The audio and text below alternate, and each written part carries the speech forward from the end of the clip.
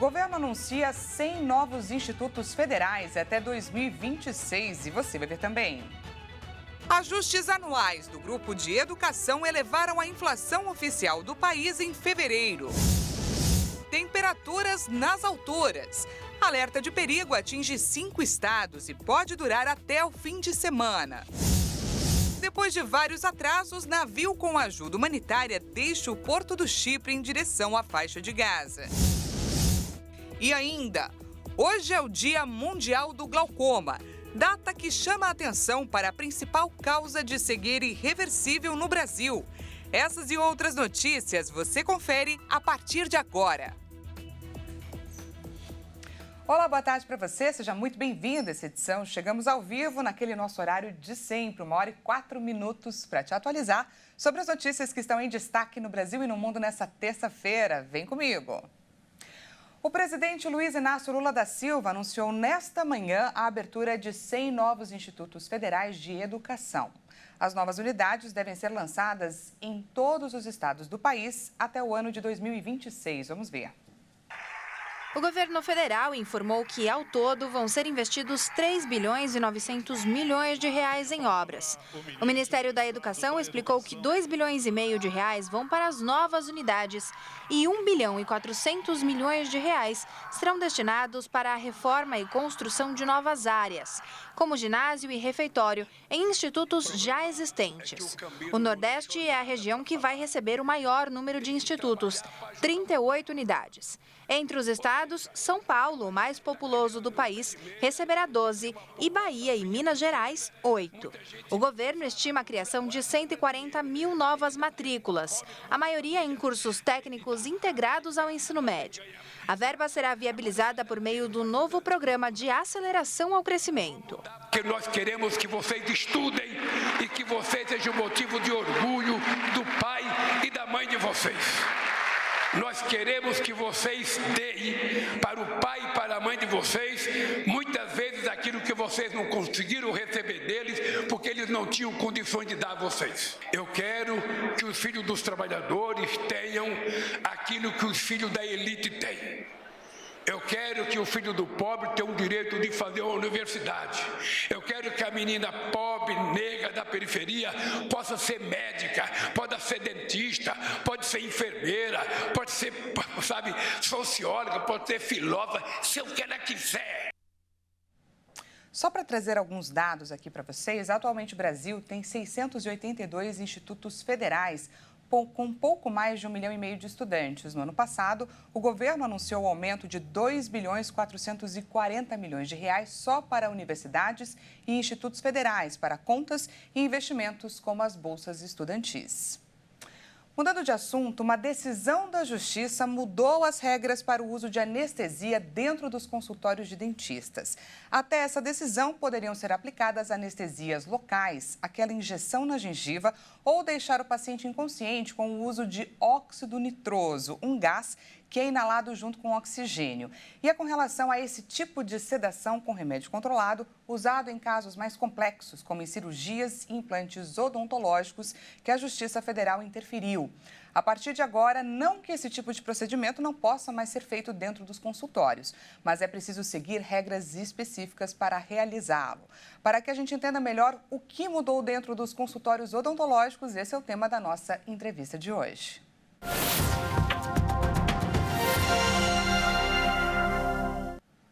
Recebo agora o cirurgião dentista, Dr. Victor Nastri. Doutor, seja muito bem-vindo aqui no nosso espaço. Muito obrigado, uma boa tarde a todos.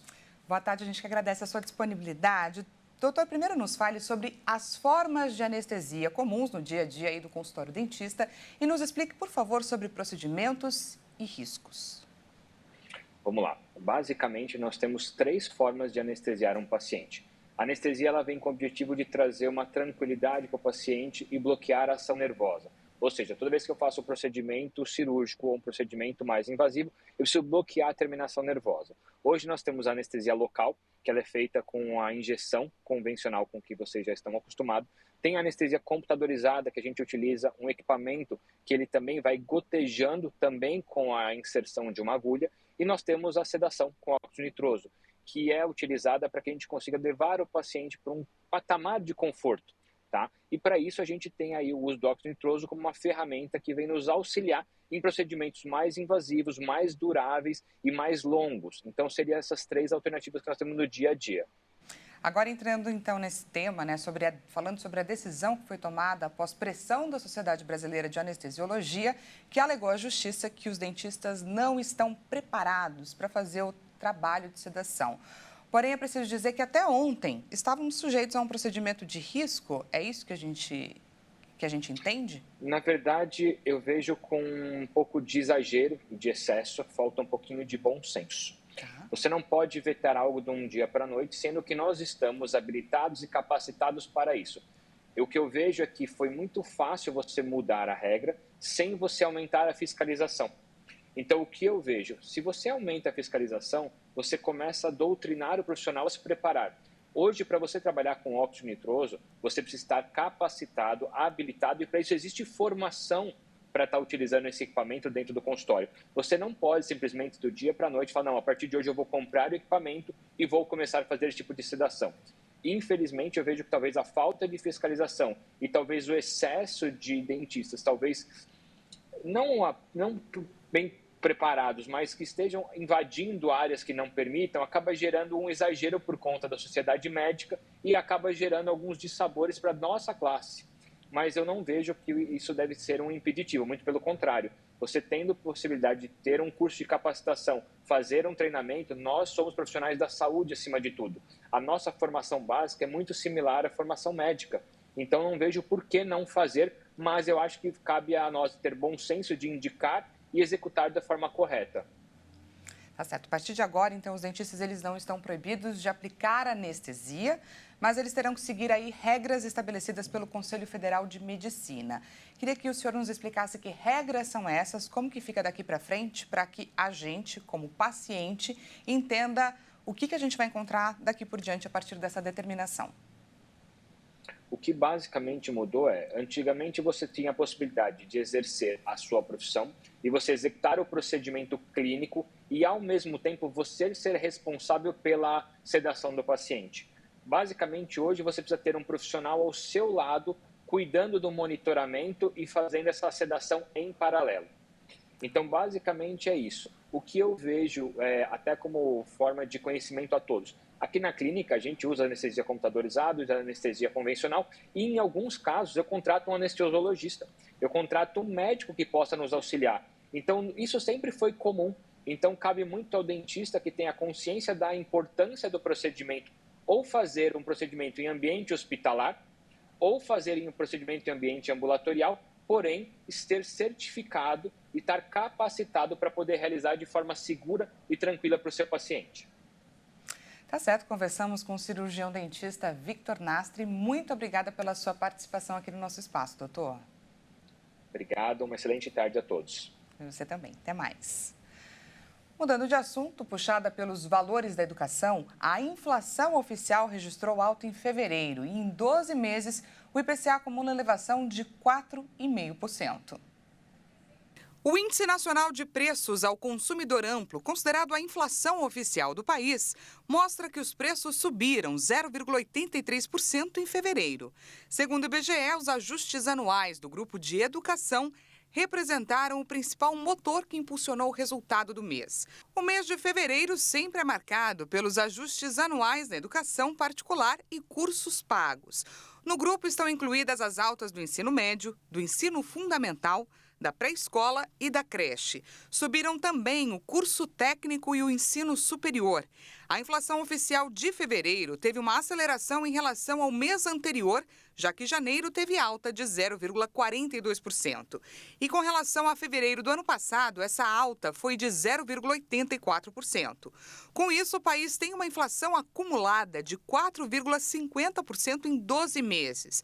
O resultado do mês veio acima das expectativas do mercado financeiro, que esperava por um aumento de 0,78% nos preços. E no acumulado, esse aumento esperado chegava a 4,42%. 7 dos 9 grupos do IPCA tiveram alta no mês de fevereiro. Além de educação, o grupo de alimentação e bebidas também teve peso relevante nessa alta do mês. Uma onda de calor com alerta de perigo atinge 5 estados e deve durar até o fim de semana. Segundo o IMET, as temperaturas podem chegar a 40 graus em algumas regiões. A terceira onda de calor do ano vai afetar áreas do Mato Grosso do Sul, São Paulo, Paraná, Santa Catarina e Rio Grande do Sul, pelo menos até esta sexta-feira. Segundo o Instituto Nacional de Meteorologia, nesses estados as temperaturas máximas devem ficar 5 graus acima da média. Em alguns locais, as temperaturas podem chegar até a 40 graus. Por causa disso, o IMET emitiu um alerta de perigo, válido até o final da onda de calor. O aviso de temperaturas acima da média começou a valer na segunda-feira. A onda de calor é resultado de um bloqueio atmosférico que impede o avanço de frentes frias pelo país, permitindo que o ar quente no centro do Brasil ganhe força, aumentando o calor. O sistema também dificulta a formação de nuvens carregadas e mantém o ar seco e em gradual aquecimento. O termo onda de calor é usado quando há um aumento de temperatura de 5 graus com relação à média mensal. E o IMET emite um alerta de perigo potencial, o chamado aviso amarelo, quando há a persistência desse padrão de 2 a 3 dias seguidos. Já quando há a persistência desse padrão de 3 a 5 dias, o Instituto emite um alerta de perigo, o aviso laranja, o que atinge grande parte da região centro-sul ao longo desta semana. E por último, quando há persistência desse padrão por mais de 5 dias seguidos, o IMET emite um alerta de grande perigo, o chamado aviso vermelho. Um estudo afirma que 13 milhões de brasileiros deixaram de passar fome em 2023. O Instituto Fome Zero analisou indicadores de inflação e de emprego e verificou menor exposição dos mais pobres à insegurança alimentar grave. A pesquisa realizada pelo Instituto Fome Zero, encomendada pelo Ministério do Desenvolvimento Social e Combate à Fome, mostra que o número de brasileiros que passam fome caiu de 33 milhões em 2022 para 20 milhões em 2023. A projeção foi feita a partir do cruzamento de dados da Pesquisa de Orçamento Familiar e da Pesquisa Nacional por Amostra de Domicílios Contínua, a PNAD Contínua, ambas do IBGE. O Instituto considera 2 situações: a de insegurança alimentar moderada, em que o indivíduo não faz as 3 refeições diárias, e a insegurança alimentar grave. Nessa condição, o indivíduo fica um dia ou mais sem comer, passando fome. O Instituto estima que, após subir de 20,6% para 32,8% entre 2018 e 2021, o nível de insegurança alimentar caiu e chegou a 28,9% em 2023. De acordo com o estudo, a redução estimada na quantidade de pessoas que vivem em situação de insegurança alimentar grave no país está relacionada à queda do desemprego, com a dinâmica favorável dos preços, especialmente dos alimentos. Segundo o estudo, no ano passado, a queda da inflação beneficiou os mais pobres e foi o principal fator para a continuidade da queda do índice de miséria. Também colaborou o crescimento da renda da população, puxado principalmente pelos ganhos com os programas de transferência de renda e pelo reajuste acima da inflação do salário mínimo.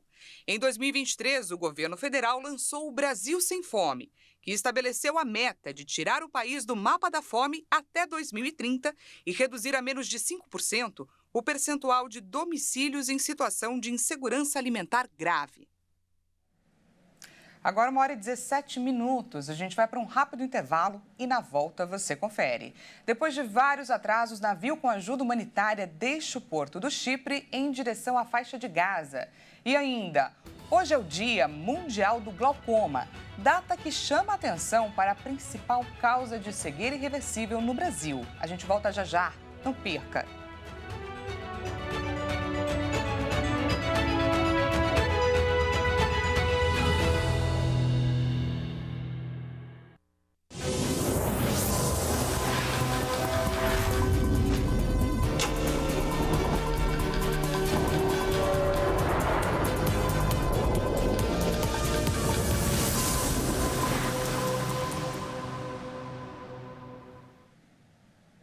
Seja bem-vindo mais uma vez, nós estamos de volta e ao vivo, 1h19 pelo horário de Brasília. Voltamos com mais destaques dessa terça-feira para você. A Receita Federal liberou hoje o programa de declaração do Imposto de Renda 2024.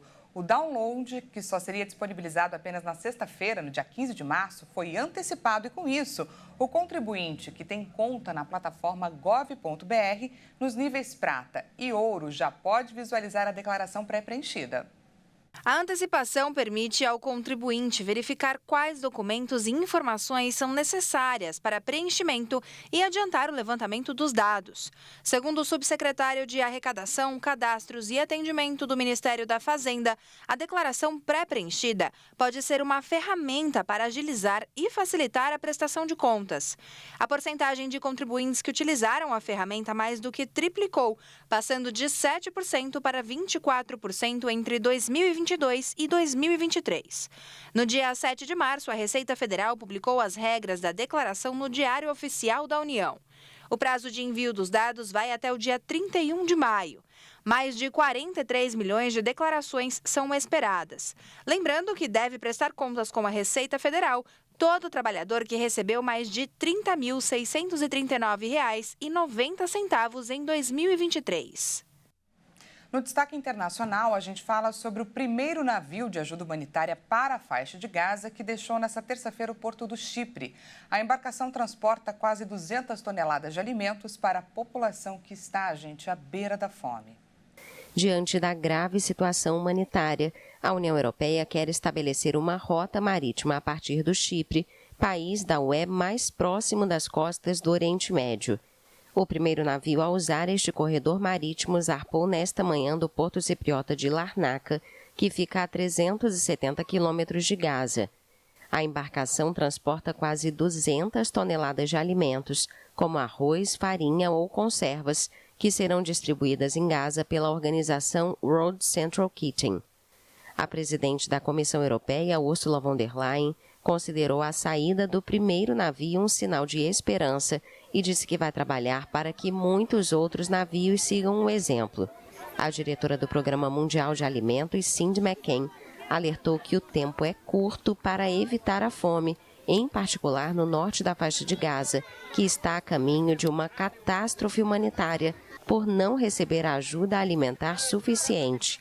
Segundo o Ministério da Saúde do Hamas, 25 pessoas, incluindo 21 crianças, morreram por desnutrição e desidratação nos hospitais de Gaza desde o início da guerra. Nos últimos dias, vários países lançaram pacotes de alimentos pelo ar. Ao mesmo tempo, um navio militar zarpou no sábado dos Estados Unidos, com o equipamento necessário para construir um cais para descarregar a ajuda. Apesar de uma nova rodada de negociações no Egito no início do mês, o Catar, país que atua como mediador do conflito, afirmou que Israel e Hamas estão longe de um acordo para um cessar-fogo. Hoje é o Dia Mundial do Glaucoma, que é a principal causa de cegueira irreversível no Brasil. A data chama atenção para a importância do acompanhamento médico. O glaucoma, doença que acomete o nervo óptico, é a principal causa de deficiência visual irreversível no Brasil e no mundo. Segundo a Sociedade Brasileira de Oftalmologia, as lesões costumam acontecer da periferia para o centro do olho.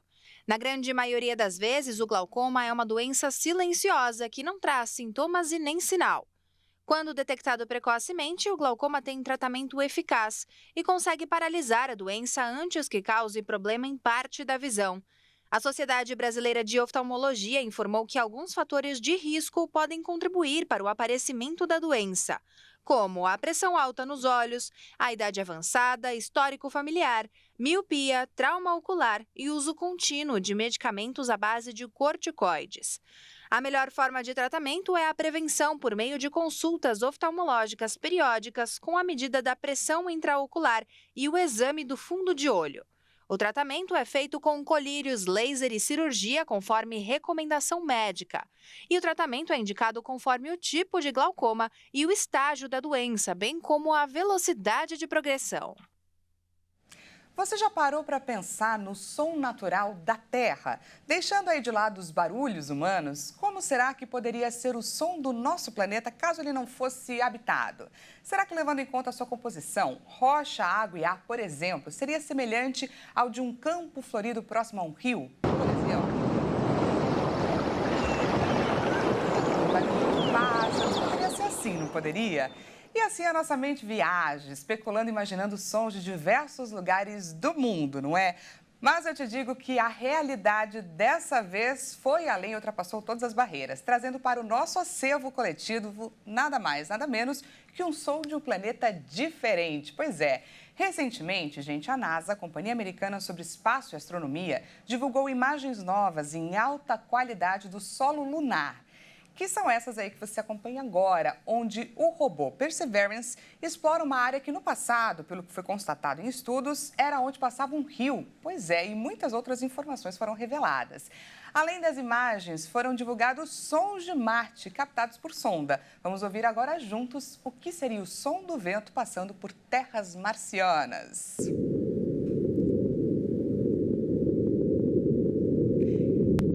É de fato impressionante, não é? Como a tecnologia está avançando e nos permitindo ver e ouvir coisas de outro planeta.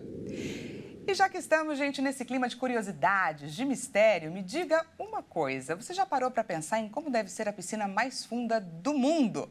Pois bem, ela existe e foi inaugurada em 2021 em Dubai e tem os incríveis 60 metros de profundidade, com direito à cidade subaquática. Pois é, senhoras e senhores, para quem ainda não conhece, essa é Deep Dive Dubai. A piscina funciona como um prédio de aproximadamente 20 andares. Assim, o início da piscina seria o topo do prédio e a sequência fica na descida. Devido à forma da piscina e sua profundidade, os nadadores entram sempre preparados, com roupa de mergulho, é claro, e tanques de oxigênio. Um detalhe bem legal se deve ao robô que aparece na tela, que seria uma nova tecnologia para auxiliar aí mergulhadores em mar aberto mesmo.